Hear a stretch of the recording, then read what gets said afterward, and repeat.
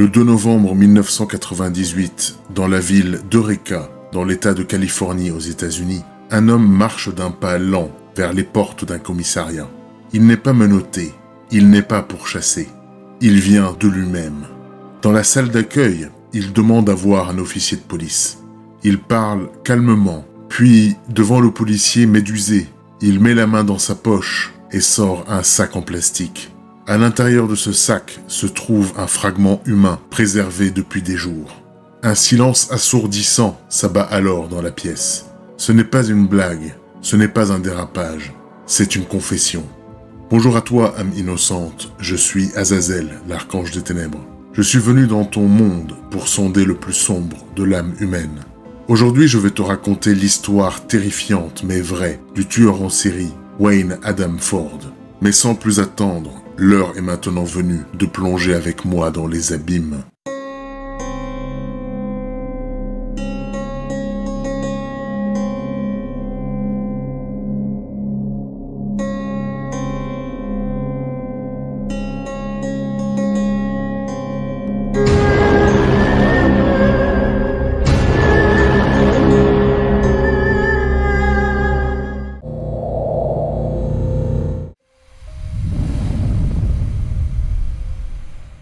Notre histoire débute le 3 décembre 1961, dans la ville de Petaluma, en Californie, aux États-Unis. Ce jour-là, un garçon nommé Wayne Adam Ford pousse son premier cri dans une maternité au carrelage froid. Il est le deuxième enfant d'un couple à bout de force. Un couple composé de Calvin Eugene Ford, un ancien soldat américain devenu conducteur de bus scolaire, rigide et pragmatique, et Bridget, une immigrante allemande, solitaire, étrangère au pays autant qu'aux gestes tendres. 2 ans avant Wayne, son frère Rodney était né. Premier garçon dans une famille qui ne célèbre pas les naissances, mais qui les subit. Très tôt, le petit Wayne ressent un climat déjà instable. Les adultes crient souvent autour de lui, parfois se taisent pendant des jours. L'amour, s'il existe, n'est jamais démontré. Wayne grandit dans un climat de surveillance permanent, entre les ordres militaires du père et les réflexions coupantes d'une mère qui ne semble jamais l'aimer comme il le souhaiterait. Vers l'âge de 6 ans, Wayne entre à l'école primaire de la ville. Dès le premier jour, il se tient à distance des autres enfants. Il ne sourit pas, il ne joue pas. Ses enseignants notent une forme de lenteur sociale, pas forcément intellectuelle, mais relationnelle. Il n'interagit qu'en cas d'obligation. Pas de camarades, pas de lien, juste une présence fantomatique dans une salle de classe trop animée pour lui. Il réussit tout juste à maintenir une moyenne qui lui permet d'avancer. Mais rien ne le distingue, rien ne le stimule. À la maison, personne ne l'aide, personne ne vérifie ses devoirs. Il travaille en silence, seul, puis regarde par la fenêtre jusqu'à ce que la nuit tombe. Vers l'âge de 9 ans, en 1970, ses parents se séparent. Le divorce, brutal, ne lui est même pas expliqué. Sa mère part quelques mois plus tard pour l'Europe. Lui et son frère restent avec leur père, qui fait ce qu'il peut, c'est-à-dire pas grand-chose. Wayne continue sa scolarité au collège de Petaluma, mais son comportement change. Il devient plus nerveux. Il tremble lorsqu'on lui parle trop vite. Il commence à avoir des trous de mémoire en cours et il développe une méfiance généralisée. Par exemple, lorsqu'un camarade le touche par inadvertance, il se replie sur lui-même, comme s'il attendait un coup. À 13 ans, il commence à manquer des cours. Il reste parfois des journées entières dans la cour, assis sur un banc, à fixer les arbres. Le corps en présence, mais l'esprit ailleurs. Les conseillers d'éducation notent des signaux d'alerte, mais rien n'est fait. Wayne est silencieux, donc non dangereux. C'est à 15 ans que tout s'accélère. Son père se remarie et sa nouvelle compagne n'est pas méchante, mais elle n'a pas de place pour un adolescent brisé. Wayne éprouve un sentiment d'exclusion constant. Il ne trouve plus aucune zone de réconfort dans sa propre maison. Puis un jour, il demande à partir vivre chez son oncle Jimmy. Il change d'établissement, d'horaire, de visage, mais pas de malaise. Les cours lui paraissent toujours déconnectés de la réalité. Il ne comprend pas à quoi sert ce qu'on lui enseigne. Il s'assoit au fond de la classe et crie de moins en moins. répond aux questions par monosyllabes. Au fil des semaines, son regard se durcit. Il est en colère contre le monde, contre lui-même, contre tout. Au lieu de réagir par des mots, il s'enferme davantage. La psychologue du lycée tente une fois de l'interroger sur sa vie familiale. Il ne répond pas. Il la fixe en silence, puis se lève et quitte la salle. Personne ne lui reparlera de son passé. Il décide de quitter le lycée avant d'obtenir son diplôme. Il n'a pas de plan, pas de métier, pas d'avenir. Juste un désir sourd, échapper à ce qu'il est en train de devenir. Alors à 17 ans, en 1978, il prend une décision radicale. Il s'engage dans les Marines. Ce n'est pas un rêve d'enfance, ce n'est même pas une vocation, c'est une fuite en uniforme.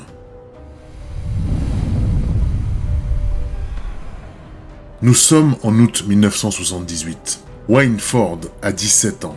Il vient de signer son engagement dans les Marines des États-Unis. Il n'a pas pris cette décision sur un coup de tête. Il ne s'est pas réveillé un matin avec l'envie de porter l'uniforme. Il cherche une fugue légale, une structure capable d'étouffer des obsessions qu'il ne comprend pas encore. À la maison, personne ne l'attend vraiment. Personne ne l'empêche de partir. Il s'engage et la machine militaire l'accueille sans broncher. Il apprend vite. Il suit les ordres, ne conteste rien, n'exprime rien.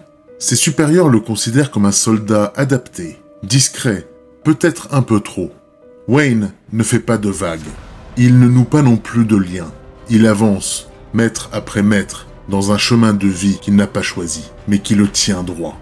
Pendant près de 6 ans, il alterne entre les bases en Californie et quelques déploiements courts en Allemagne. C'est loin, froid, sécurisant. Il n'a besoin de penser à rien d'autre qu'à sa routine. Mais cet équilibre fragile va être brisé en un instant.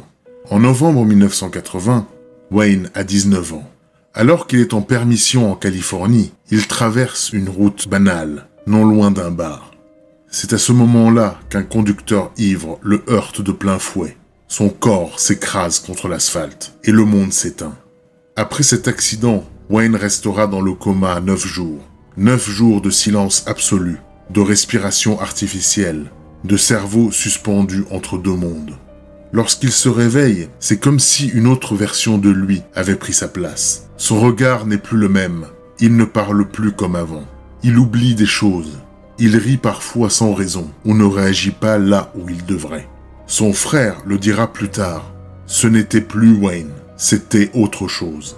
Dans les mois qui suivent, des signaux s'accumulent, comme des crises de colère soudaines, des phases d'engourdissement total, une fatigue constante, des trous de mémoire. Le rythme militaire ne le stabilise plus. Au contraire, il accentue son décalage. Wayne développe une méfiance généralisée. Il sursaute au moindre bruit. Il se parle à mi-voix. Après quelque temps, en 1985, l'armée décide finalement de le réformer pour raison médicale. Il a alors 24 ans. Wayne rentre chez lui avec une paire de bottes, quelques habitudes et un trou dans la tête que rien ne viendra jamais combler. Et reprend sa vie civile sans direction. Il enchaîne des boulots temporaires, comme agent de sécurité, manutentionnaire ou livreur, mais ne tient jamais longtemps. Il est parfois courtois, parfois hors de lui. Les employeurs ne savent pas sur quelle version de lui ils vont tomber. Wayne n'a plus d'ancrage, plus de projet, juste une sensation floue de ne pas être fait pour ce monde. En 1990, il rencontre Kelly, une femme simple, attentive, qui voit en lui une façade tranquille, un homme mal compris. Elle l'épouse, mais rapidement, l'ombre refait surface. Wayne ne supporte pas l'idée qu'elle lui échappe. Il lui demande où elle va, avec qui et pourquoi. Il veut tout savoir. Il l'enveloppe dans une jalousie qu'il confond avec de l'amour. Elle finit par tomber enceinte. Wayne lui dit de ne pas garder l'enfant. Pas par peur, mais comme un réflexe de contrôle. Kelly obéit, puis finit par le quitter. Wayne ne la retient pas, peut-être parce qu'il sait que ce qu'il a en lui est incompatible avec une vie à deux. Après ça, il s'enferme davantage. Il multiplie les relations sans lendemain, se perd dans des fantasmes compulsifs centrés sur une obsession récurrente, le corps féminin, et plus particulièrement la poitrine. Il ne s'agit pas de désir, il s'agit d'un contrôle, d'une fixation. Entre 1990 et 1996, sous l'impulsion de son frère, il connaît plusieurs hospitalisations en psychiatrie. Le diagnostic tombe, il a un trouble de la personnalité borderline. En 1994, il tente une nouvelle fois d'être un homme ordinaire, et il épouse une jeune femme nommée Elisabeth. 2 ans plus tard, nouveau divorce. Entre-temps, il devient père d'un garçon nommé Max, qu'il ne voit que rarement. Il ne sait pas comment se comporter avec un enfant, comment transmettre ce qu'il n'a jamais reçu. En 1997, il trouve un travail qui lui convient. Chauffeur routier longue distance. Personne ne lui parle, personne ne le juge. Les jours s'écoulent au rythme des pneus sur le bitume. Seul dans sa cabine, il commence à entendre le bruit de ses propres pulsions. Et bientôt, il ne se contentera plus de les écouter. Jusqu'ici, tout est encore contrôlable. Dérangeant, certes, mais contrôlable. Il y a des échecs, des signaux d'alerte, des moments de fissure, mais rien qui n'ait encore basculé dans l'irréversible. Rien qui ne sorte vraiment de l'ordre du malaise. Et pourtant, à ce moment-là, il le sent lui-même. Quelque chose en lui commence à prendre le dessus. Ce n'est pas une voix, pas une hallucination, juste une présence intérieure. Une tension qui grandit jour après jour, même quand il sourit, même quand il conduit, même quand il fait le plein dans une station-service. Elle ne le quitte pas. C'est comme une ombre qui pose la main sur son épaule. Une idée qu'il n'a pas cherchée, mais qui ne veut plus partir. Elle ne s'impose pas d'un coup. Elle s'insinue. Elle observe. Au fil des semaines, ce qui était une pulsion devient un projet. Ce qui n'était qu'une obsession devient une intention. Et ce qui n'était qu'une idée devient un acte. Le premier, le plus important, celui qui brisera le dernier verrou. Et ce qui devait arriver allait inévitablement arriver. Nous sommes en octobre 1997, sur une route secondaire du nord de la Californie. Wayne a 35 ans. Il est seul dans son poids lourd, comme toujours, en route pour une livraison anodine dans le comté de Humboldt. Depuis des semaines, il ressent une tension interne qu'il ne parvient plus à canaliser. Une énergie sourde qui ne le quitte pas, même après des heures de conduite. En ce jour du 22 octobre 1997, dans une zone de repos près de la ville d'Eureka, il croise une jeune femme qui attire son attention. Elle s'appelle Kerry Ann Cummings. Elle a 25 ans. Elle a l'air fatiguée, perdue. Elle s'approche alors de lui pour demander s'il pouvait la déposer dans la ville voisine. Wayne accepte immédiatement et elle monte dans la cabine du camion. Durant le trajet, la conversation est brève, polie, presque gênante. Kerry ne se doute pas une seule seconde qu'elle se dirige vers son destin funeste. À plusieurs reprises, Wayne la regarde du coin de l'œil. Il observe ses gestes, sa respiration, comme s'il évaluait une ligne à ne pas franchir. Puis sans qu'elle ne comprenne pourquoi, il dévie de sa route. Il quitte l'axe principal, s'enfonce dans un chemin isolé. Kerry commence à poser des questions, mais Wayne ne répond pas. Le moteur s'éteint, le silence s'installe, épais comme un mur. Puis sans signe annonciateur, Wayne lui saute dessus avec une violence contenue jusqu'ici. Il l'agrippe, la contrôle, la domine. Elle tente de résister, en vain. Wayne l'étrangle jusqu'à ce que son corps devienne inerte. Aucun élan de pitié, aucun moment d'hésitation. Ce premier meurtre est froid, précis, comme s'il avait toujours su comment faire. Lorsqu'il comprend qu'elle ne respirera plus jamais, il ne semble pas choqué par ce qu'il vient de faire. Il reste immobile un instant, comme s'il écoutait son propre silence intérieur. Puis il passe à l'action. Il déplace le corps à l'arrière, loin des regards. Pendant des heures, il reste seul dans son camion, en compagnie d'une présence qu'il vient de détruire. Il décide ensuite de découper le corps. Ce qu'il coupe, ce qu'il conserve, il ne l'expliquera jamais clairement. Mais quelques jours plus tard, des restes humains sont retrouvés non loin d'une zone industrielle d'Eureka. Le torse, séparé du reste, est découvert par des employés d'entretien. La police ouvre bien entendu une enquête, mais aucun nom ne peut être mis sur la victime. Aucune identité, aucune trace. Ce meurtre restera sans réponse pendant des mois. De son côté, Wayne reprend la route comme si de rien n'était. Pour la première fois depuis longtemps, il dormira profondément cette nuit-là. Il ne le sait pas encore, mais ce n'est que le début. Pendant des semaines après la mort de Kerry Ann Cummings, il ne se passera rien. Pas de police, pas de questions, pas de remords non plus. Wayne continue à rouler, livrer, manger et dormir. À l'extérieur, il donne l'illusion d'un homme sans histoire, mais à l'intérieur, une nouvelle porte s'est ouverte, et rien ne sera plus jamais comme avant. La peur, il ne la ressent plus, l'hésitation non plus. Ce qui était une première fois est devenu une option, une possibilité. Il l'a fait une fois, il sait désormais qu'il peut le refaire. Nous sommes maintenant en mai 1998, près de la ville de Bakersfield, en Californie.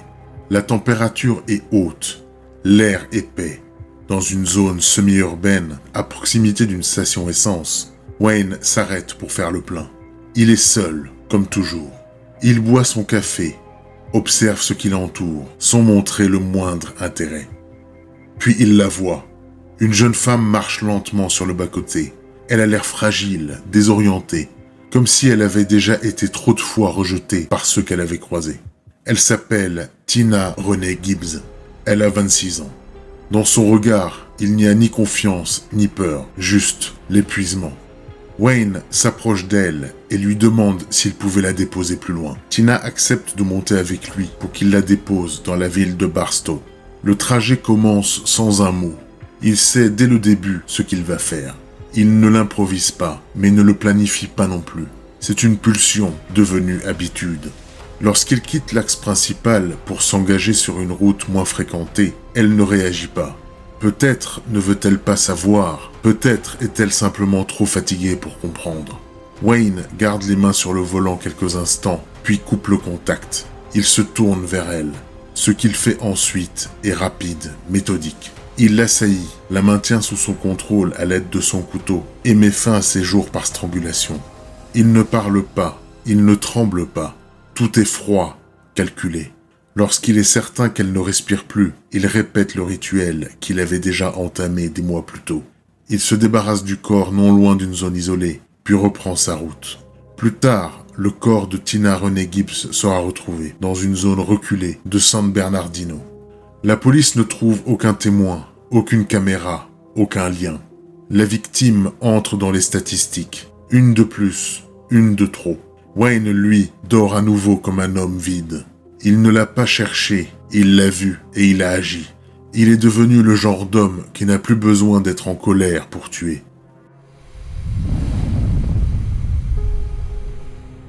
Pendant que Wayne reprend la route comme si de rien n'était, les services de police, eux, commencent à remuer des pièces sans savoir qu'elles appartiennent au même puzzle.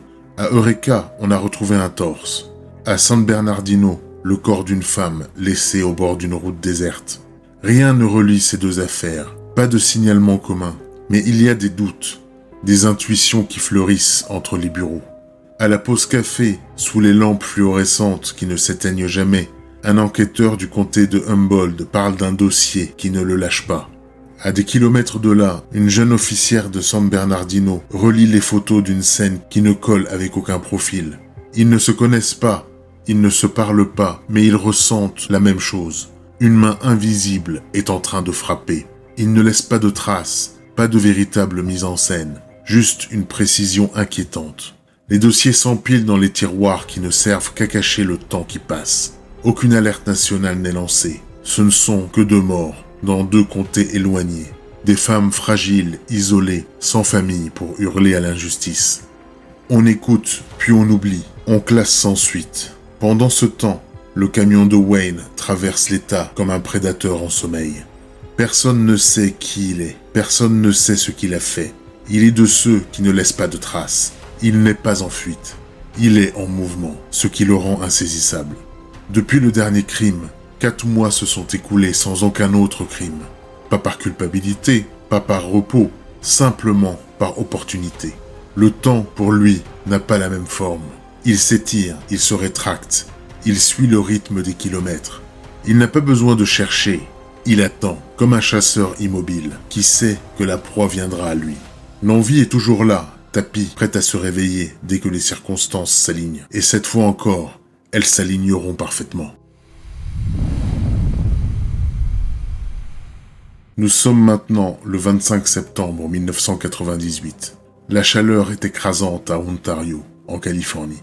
L'air vibre légèrement au-dessus du béton et les ombres sont courtes, nettes, presque coupantes. Dans ce décor sec et sans âme, Wayne est de passage. Il a déchargé une palette quelques heures plus tôt et il attend son prochain point de livraison. Rien ne le presse, rien ne l'occupe. Depuis peu, il ne conduit plus pour travailler, il conduit pour observer. Il reste dans son camion, moteur coupé, fenêtre fermée. Il scrute ce qui l'entoure, pas par curiosité, mais par anticipation. C'est là qu'il aperçoit une femme seule en train de marcher le long d'un axe routier peu fréquenté. Son nom est Lannette Dayon White. Elle a 25 ans. Elle marche de façon déterminée, mais désordonnée. Pas de sac, pas de destination évidente. Elle a le profil qu'il connaît déjà trop bien, fragile, sans appui. Il sort alors de son véhicule, l'aborde avec un calme désarmant, lui proposant de la déposer plus loin. La discussion ne dure pas longtemps. Elle accepte de monter dans son camion, sans méfiance. Il ne dit pas où ils vont. Elle ne demande pas. Ce qu'il s'apprête à faire n'est ni spontané ni programmé. C'est une mise en œuvre, sans interrogation morale. Il roule depuis plusieurs minutes, puis il prend une sortie, traverse un chemin terreux qui mène à une friche industrielle oubliée. Puis il s'arrête. À ce moment-là, elle comprend. Sa posture change. Elle ne parle pas, mais son corps se déplace légèrement vers la porte. Il la bloque avec un geste sec. Pas de cri, pas de lutte longue. Ce qu'il fait, il le fait vite. Il l'étouffe avec les mains, en appliquant une pression contrôlée. Son expression ne change pas. Il a déjà traversé ce moment. Il sait combien de temps il faut. Il sait quand le corps lâche, quand les yeux ne suivent plus. Une fois qu'elle est morte, il reste immobile. Ce n'est pas la mort qui l'intéresse, c'est le moment juste après. Il se met ensuite au travail. Il intervient alors sur le corps de façon ciblée. Il s'intéresse à certaines parties précises. Il en retire un fragment qu'il place dans un sac. Il fait ça sans frénésie, sans précipitation. Ce n'est pas une crise, c'est une méthode. Il abandonne les restes non loin, dans une zone déserte, puis il reprend le volant. Rien dans son comportement ne laisse entrevoir ce qu'il a fait. Dans sa cabine, à côté de ses affaires, dormira désormais un morceau d'humain, emballé et préservé comme une simple pièce de marchandise. Après le 25 septembre, Wayne ne s'éloigne plus de ce qu'il est en train de devenir. Il n'y a plus de lutte intérieure, plus de dilemme. Les gestes sont désormais rodés. La peur a cédé sa place à la routine. Il est toujours seul, toujours en mouvement, toujours silencieux, mais quelque chose change. Dans les jours qui suivent son troisième meurtre, il commence à garder plus que des souvenirs. Ce qu'il emporte avec lui n'est pas symbolique, c'est concret, organique. Le besoin de conserver prend le dessus sur celui de détruire. Et ce besoin va le conduire plus loin encore. Nous sommes maintenant le 17 octobre 1998. Il est environ 11 h du matin lorsque Wayne s'engage sur une route secondaire entre Ontario et San Bernardino en Californie, après avoir livré une commande quelques heures plus tôt. Il n'a pas d'horaire prévu pour la suivante. Personne ne l'attend nulle part. Il s'arrête pour faire le plein dans une station à l'abri des grands axes. Sur le parking, une jeune femme attend à côté d'une borne téléphonique. Elle l'observe du coin de l'œil, puis s'approche et lui demande s'il va vers le nord. Son nom est Patricia Ann Tamez. Elle a 29 ans. Sa voix est calme, presque posée. Elle ne semble pas craindre grand-chose. En réponse à sa question, il lui fait signe de la main. Elle monte dans le camion sans poser d'autres questions. Le départ est tranquille. La radio fonctionne mal. Un grésillement constant remplit l'habitacle. Il parle un peu, de rien de précis. Elle semble apaisée. Lui, en revanche, ne l'est pas. Pas vraiment. Depuis des semaines, il traite ses rencontres comme des phases précises. L'approche, l'évaluation, la décision. Et ce jour-là, la décision est déjà prise depuis longtemps. Après 20 minutes de route, il s'écarte du trajet annoncé sans explication. La route devient moins fréquentée, les panneaux plus rares, le bitume plus vieux. Elle ne réagit pas immédiatement, puis lui demande s'ils sont toujours sur le bon chemin. Il ne répond pas, il ne répond plus. Il s'arrête à la lisière d'un champ, loin de tout. Il coupe le moteur, À cet instant, elle comprend et essaye de descendre. Il l'en empêche, il prend le contrôle et la maintient. Ce n'est pas long, mais c'est terriblement précis. Lorsqu'elle perd connaissance, il ne s'arrête pas. Il va au bout, il tue, comme il l'a déjà fait. Mais ce jour-là, il fait plus. Il répète ce qu'il a déjà commencé à faire. Il retire une partie de la poitrine de Patricia, pas par fureur, pas par dégoût, plutôt comme une pièce qu'il identifie, qu'il désire conserver.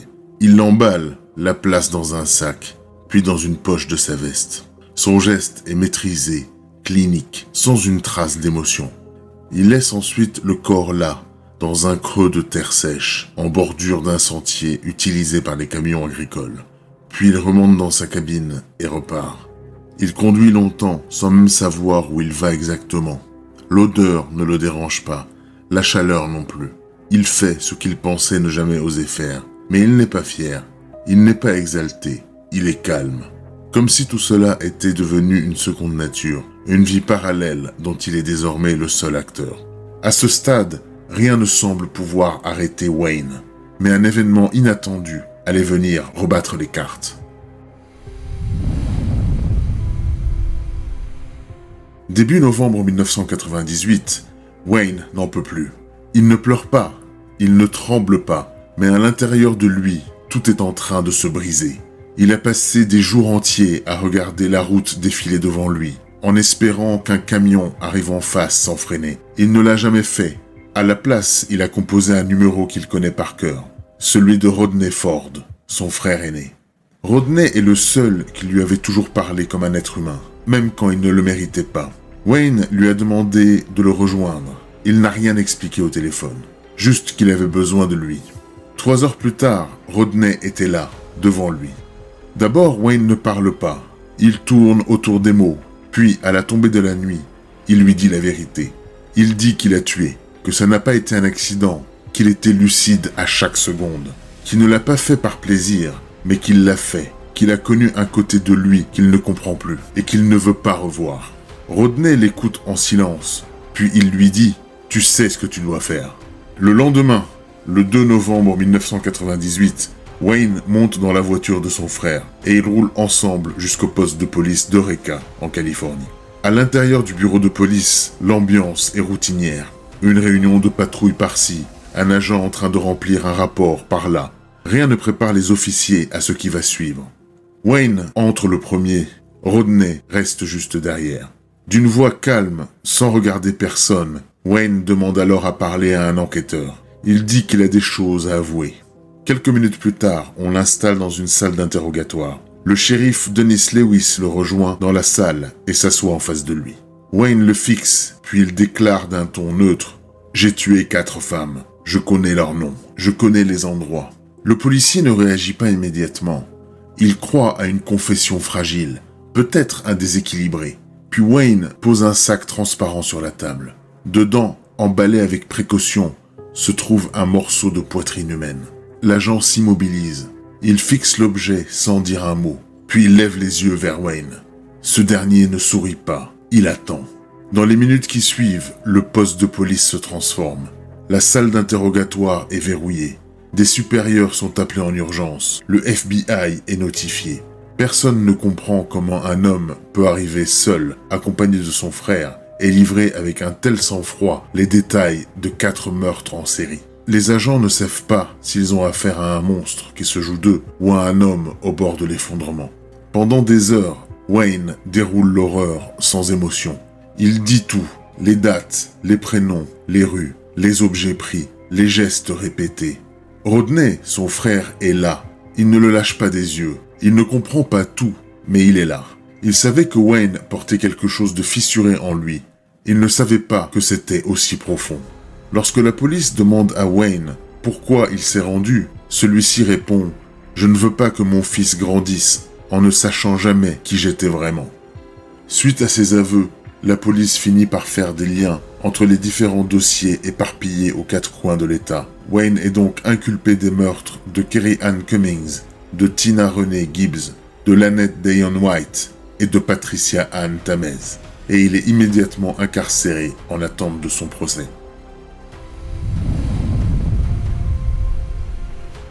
Le procès de Wayne Adam Ford ne commencera pas immédiatement. Il est arrêté le 2 novembre 1998, mais les mois qui suivent ne sont faits que de silence juridique, d'expertise, de rapports croisés. Il est transféré dans le comté de San Bernardino, où 3 des 4 meurtres ont été commis. La 4e victime, Kerry Cummings, retrouvée à Eureka, reste sous la juridiction du comté de Humboldt. Mais c'est ici à San Bernardino que tout va se jouer. La défense demande un temps supplémentaire.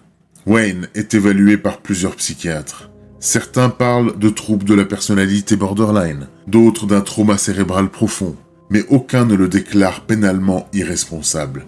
Il sait ce qu'il a fait, et il l'a fait de plein gré. Le procès s'ouvre finalement en juin 2006, presque 8 ans après sa reddition. L'accusation ne cherche pas à faire le spectacle, elle n'en a pas besoin. Les photos, les rapports, les déclarations, les confessions filmées parlent pour elle. Quand le jury entend l'enregistrement où Wayne Adam Ford décrit, dans le calme inquiétant, la façon dont il a traité les corps, aucun regard reste fixe. L'avocat de la défense tente de plaider une rémission volontaire. Il met en avant le fait que son client s'est livré spontanément, qu'il a coopéré dès la première minute, qu'il n'a jamais nié. Mais le procureur répond simplement « Il ne s'est pas livré pour se racheter, il s'est livré parce qu'il était au bout du vide ».